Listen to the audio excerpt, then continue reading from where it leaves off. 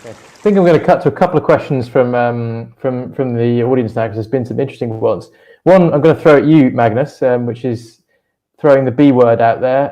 Someone's asked about Brexit and asked it's Julio Torre from Argentina, from the Redas publication in Argentina.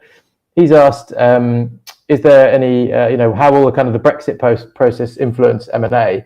And I guess probably Magnus and Matthias would be the best people to answer that, because anyone else could chip in, because there's Magnus, several Icelandic companies have investments in the UK, with Samhari invested in fishing and also downstream, and then you've got ISI is also in processing. So what do you think with regards to Brexit and M&A? It's a big topic. Yeah. Well, it is now in the shadow of the COVID, isn't it? But it is something that has been thought about a lot in the last 1 or 2 years. I think if you look at the UK market, there's a massive overcapacity in processing. So I think it is obvious that the weaker and smaller processors will be acquired by the bigger, or they will simply close down. So I think there will be a consolidation a lot in the secondary processing, where you will see bigger companies being formed. You obviously have Young's, and you have Seachill, and ISI and other companies there who are with a very clear strategy on how they're going to grow. And I think it reflects the UK retail and the food service market, which has already consolidated. And if you're going to supply Tesco or Sainsbury or any of those big companies, then you have to have scale. And that scale has also to have a professional management and access to capital.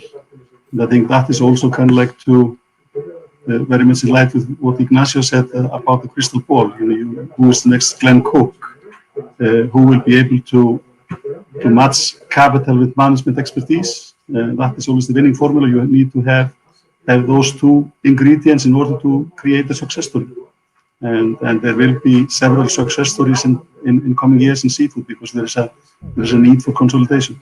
But that is the same with the UK market and Brexit. Maybe Matthias, obviously there's several Dutch companies that own fishing companies in the UK as well. What's the feeling in Holland with regards to how Brexit could cause M&A, either as an opportunity or a risk? I suppose it's currently maybe hard to see, but what do you think? Well, it's definitely more a risk. There are the larger ones, but also several smaller fishing companies have UK quota, and the possibility is that they lose their rights, and that will have a massive impact on the larger but also the local fishing companies. So it's already a question mark for a couple of years, but it's from the Dutch side, it's a very big thing in the whole discussions with relating to the Brexit. Yeah, because you've got obviously Vrolik and P&P own the big guys, but there's actually lots of smaller companies in the sort of beam trawling that also operate in UK waters, aren't they? So it's quite a major issue.